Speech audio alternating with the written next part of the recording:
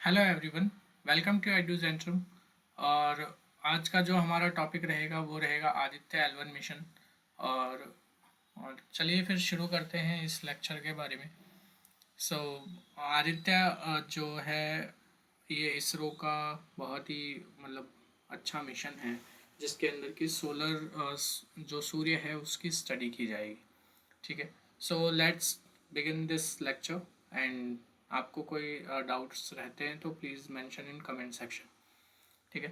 तो इंट्रोडक्शन में आप ये लिख सकते हैं, the Aditya L one mission is India's first dedicated solar mission designed to study the sun and its various phenomena. Named after the Hindu sun god Aditya, the mission aims to provide critical insights into solar activities and their impact on the solar weather. The mission is led by the Indian Space Research Organization and representation a significant step forward in India space exploration capabilities. ठीक है। जो mission है वो इसरो का first dedicated solar mission है। Basically आप सभी को ये चीज़ तो पता है। ठीक है। सूर्य को जो है वो स्टडी करने के लिए डिज़ाइन किया गया है। इसका जो नाम लिया गया है वो हिंदू सूर्य देवता आदित्य के नाम पे लिया गया है। और जो इसका मेन ऑब्जेक्टिव होगा वो और सोलर वेदर और स्पेस में उसकी एक्टिविटीज़ को मॉनिटर करना है। अब ऑब्जेक्टिव्स देख लेते हैं, प्राइमरी ऑब्जेक्टिव्स क्या क्या है। तो प्राइमरी ऑब्जेक्टिव्स में आप कह सकते हैं study the solar corona under, जिसके अंदर की सोलर सूर्य का जो आउटर एटमॉस्फेयर होगा उसकी स्टडी करनी है। Monitor solar emission. ठीक है। सोलर सूर्य से जो कोरोनल मास इजेक्शंस होते हैं या सोलर एक्टिविटीज़ जितनी भी होती है उसको मॉनिटर करना है। Major magnetic field. ठीक है। मैग्नेटिक फील्ड को इन्वेस्टिगेट करना है और सोलर डायनेमिक्स में उसके रोल को इन्वेस्टिगेट करना है। ठीक है। Understand space weather. ठीक है। स्पेस जो सोलर सूर्य की जो एक्टिविटीज़ होती है उसमें अ, उनका जो है स्पेस में क्या इफ़ेक्ट पड़ता है। ठीक है। अर्थ के मैग्नेटोस्फेयर पे क्या इफ़ेक्ट पड़ता है उसके बारे में जो है वो स्टडी करनी है। Develop indigenous technology. Enhance India's technology, जो इंडिया की इंडिजिनस टेक्नोलॉजीज़ हैं उनको डेवलप करना है। अब इसमें बात करेंगे कि लॉन्च व्हीकल और इंजन कौन कौन से यूज़ हुए हैं। तो PSLV जो कि इंडिया का सबसे भरोसेमंद इंजन है, that is polar satellite launching vehicle. ठीक है। उसका XL वेरिएंट जो है वो यूज़ किया गया है। ठीक है।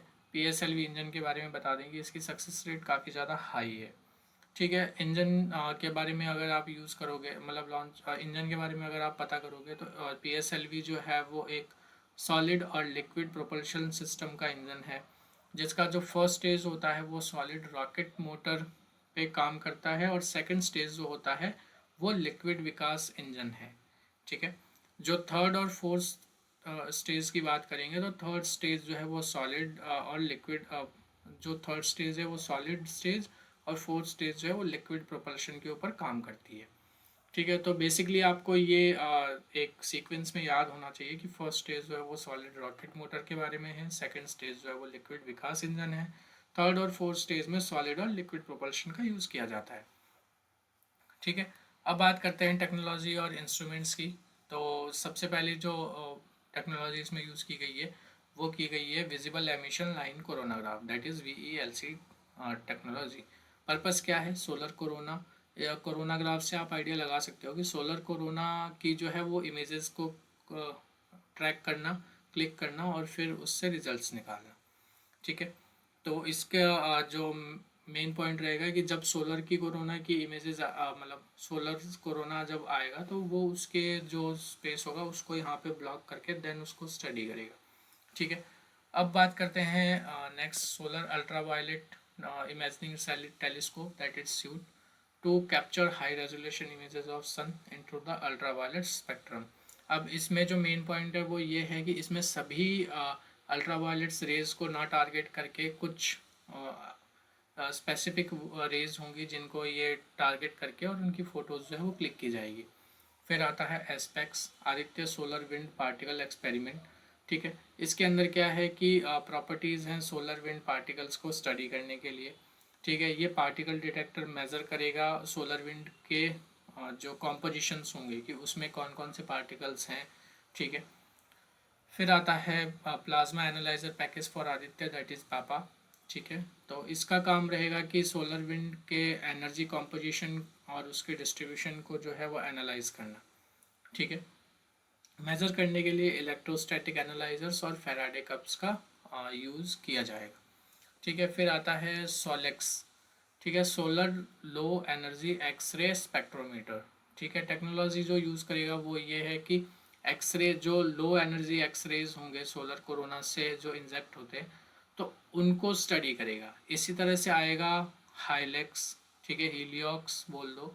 ठीक है, जिसमें कि high energy L1 orbit spectrometer, ये सोलर कोरोना से निकले भी हाई एनर्जी एक्स रेज को एक्सरे करेगा। ठीक है, फिर है मैग्नेटोमीटर, जो कि इंटरप्लानेटरी जो डिवाइसेस हैं उनके जो मैग्नेटिक इफेक्ट्स हैं, मतलब बहुत सारे जो बहुत से प्लैनेट्स हैं उनके मैग्नेटिक इफेक्ट्स को वो स्टडी करेगा। ठीक है, अब आता है कि जो डेटा है उसको गैदर करके और एनालिसिस कैसे करेंगे और उसका यूज़ क्या क्या होगा।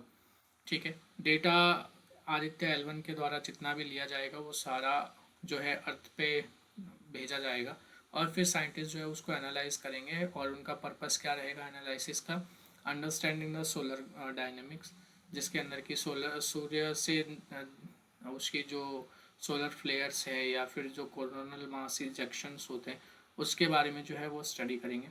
Monitoring space weather. ठीक है, स्पेस वेदर की मॉनिटरिंग करेंगे, वो अपने अर्थ के और अपने अर्थ के मैग्नेटोस्फेयर या अपने अर्थ के आयोनोस्फेयर पे किस तरीके से इफेक्ट डालता है उसके बारे में स्टडी करेंगे। Develop predictive models. ठीक है, और उन्हीं के बेसिस पे जो है कुछ प्रिडिक्टिव मॉडल्स बनाए जाएंगे। लाइक अगर कभी भी ये सोलर स्टॉर्म आता है या फिर इस तरीके की कोई प्रॉब्लम्स आती है तो उससे हम लोग कैसे बच सकते हैं। ठीक है, तो इसके बाद में ऑर्बिट और ट्रेजेक्टरी की बात करें तो आदित्य मिशन को जो है वो लैग्रांजियन पॉइंट 1 पे रखा गया है। लैग्रांजियन पॉइंट्स के बारे में मैं आपको एक थोड़ा सा डिटेल दे दूं कि ये सूर्य और पृथ्वी के बीच में एक पॉइंट होता है जहाँ पे इनका ग्रेविटेशनल पुल जो होता है वो बैलेंस्ड होता है। मतलब अगर इस पॉइंट के बीच में अगर किसी ऑब्जेक्ट को रखा जाएगा तो वो ना सूर्य की तरफ जा पाएगा ना अर्थ की तरफ जा पाएगा, that will be balance at that place only. ठीक है, अर्थ से अगर इसकी डिस्टेंस देखी जाए तो 1.5 मिलियन किलोमीटर्स है। ठीक है, प्लस इसमें एडवांटेजेस क्या क्या हैं लैग्रांजियन पॉइंट में, कि सन की आप कंटिन्यूस ऑब्जर्वेशन कर सकते हो। सेकंड, अर्थ का जो शेडो है वो इस पर नहीं पड़ेगा। जैसे चांद की बात करें, मून की, तो अर्थ का जो शेडो है वो बीच में आता है, बट अगर आप लैग्रांजियन पॉइंट्स पे अगर आप रखोगे तो अर्थ का शेडो जो है वो बीच में नहीं आएगा। स्टेबल ग्रेविटेशनल इन्वायरमेंट है लॉन्ग टर्म मिशंस के लिए। सिग्निफिकेंस क्या क्या है, तो साइंटिफिक एडवांसमेंट जो है वो हो जाएगा। ठीक है, सन के बिहेवियर को यूज़ करते हुए हम लोग फंडामेंटल क्वेश्चंस जो हैं, अर्थ की उत्पत्ति कैसे हुई या फिर जो यूनिवर्स है वो कैसे बना या फिर इन सब का क्या इफेक्ट पड़ता है, तो वो सारे क्वेश्चंस हम लोग इससे निकाल सकते हैं। टेक्नोलॉजिकल डेवलपमेंट की बात करें तो स्पेस टेक्नोलॉजी के अंदर काफ़ी ज़्यादा हेल्पफुल रहेगा। स्पेस वेदर को प्रिडिक्ट करने में काफ़ी ज़्यादा हेल्पफुल रहेगा। प्लस इंडिया का जो इमेज है वर्ल्ड के अंदर उसको बहुत ज़्यादा इम्प्रूव करेगा, तो इसकी वजह से जो ग्लोबल कोलैबोरेशन है इसरो के साथ में वो बहुत ज़्यादा इम्प्रूव होगा। अब चैलेंजेस क्या क्या हैं, चैलेंजेस तो यही थे कि इस सूर्य के पास में अगर आप रखोगे तो मेटल का टेम्परेचर कैसे मैनेज करोगे, तो थर्मल मैनेजमेंट हो गया।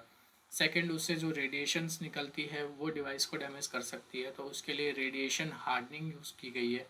ठीक है, प्लस अगर वहाँ पे डिवाइस को रखा गया है तो उसका डेटा बहुत ज़्यादा प्रिसाइज होना चाहिए। तो जो टेक्नोलॉजी यूज़ करनी चाहिए वो प्रिसाइज इंस्ट्रूमेंटेशन के साथ में यूज़ करनी चाहिए।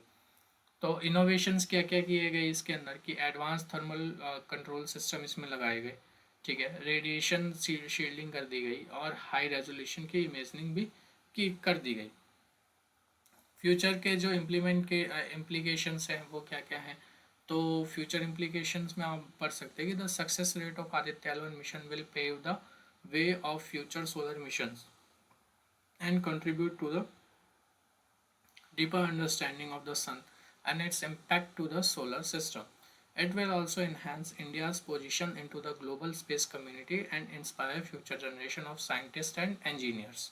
ठीक है, तो ये तो हो गया। अब अगर आपका इस तरीके का क्वेश्चन यूपीएससी मेंस में दिखता है तो आप कंक्लूजन किस तरीके से लिख सकते हैं, तो एक सजेशन है, एक कंक्लूजन है, तो आप उसको एक बार देखिए, अगर अच्छा लगता है तो you can use it in to your answers also.